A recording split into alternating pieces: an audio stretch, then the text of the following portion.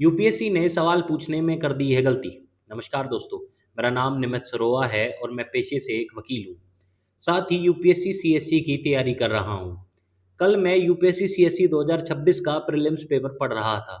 तब मेरे सामने डी सेट का क्वेश्चन 87 आया, जो जीरो एफआईआर से रिलेटेड था। पहले समझ लेते हैं जीरो एफआईआर होती क्या है।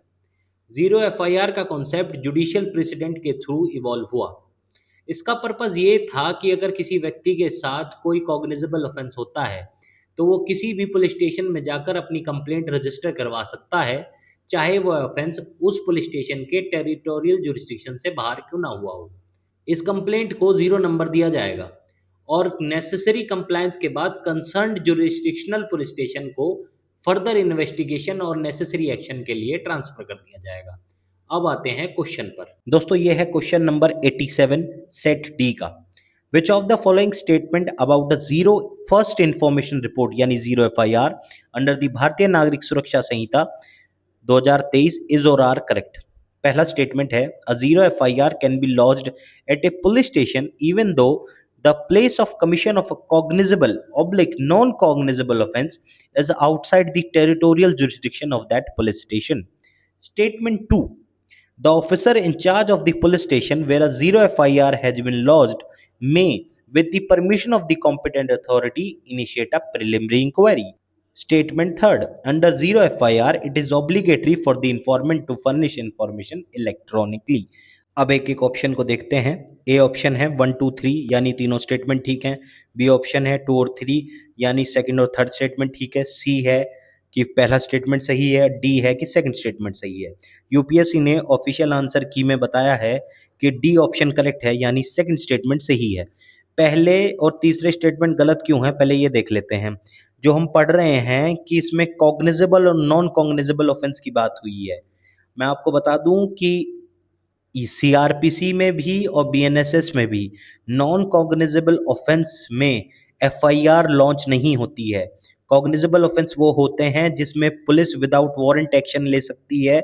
नॉन कॉग्निजेबल ऑफेंस में विदाउट वारंट पुलिस एक्शन नहीं ले सकती। अब जो स्टेटमेंट 3 है वो कहता है कि जीरो एफआईआर में ये ऑब्लिगेटरी है कि इन्फॉर्मेंट इन्फॉर्मेशन इलेक्ट्रॉनिकली फर्निश करे, जो बिल्कुल गलत है। अंडर सेक्शन 173 बीएनएसएस ये क्लियरली मेंशन्ड है कि इन्फॉर्मेंट किसी भी मीडियम के थ्रू ओरली रिटन और इलेक्ट्रॉनिकली अपनी इन्फॉर्मेशन पुलिस स्टेशन में फर्निश कर सकता है और उसकी कंप्लेंट पर कार्रवाई होगी। यानी फर्स्ट और 3 गलत हो गए। अब सेकंड पे आते हैं। ये कहता है कि officer in-charge of the police station जहां जीरो एफआईआर लॉज्ड हो गई है वो परमिशन लेकर कंपिटेंट अथॉरिटी से प्रिलिमिनरी इंक्वायरी इनिशिएट कर सकता है। ये स्टेटमेंट भी डिबेटेबल और मैं कहूँगा गलत है। पहला reason, ministry of home affairs की standard operating procedures on zero FIR जो बताता है उसके पेज नंबर जब आप 6 पे जाएंगे तो यह लिखा हुआ है कि step 3 after fulfilling the requirement under section 173 BNSS the officer registers the zero FIR. यानी प्रिलिमिनरी इंक्वायरी का जो प्रोविजन 173(3) में है, जो ऊपर आपको सेकंड पॉइंट में दिख रहा होगा, वो पहले कंप्लीट करना है और उसके बाद एफआईआर रजिस्टर करनी है।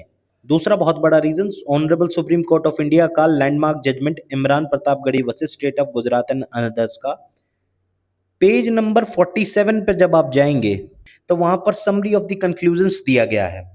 इसमें बताया गया कि सेक्शन 173(3) जो प्रिलिमिनरी इंक्वायरी को डील करता है वो कैसे सेक्शन 154 सीआरपीसी से डेविएट किया, उससे अलग हटकर चला गया।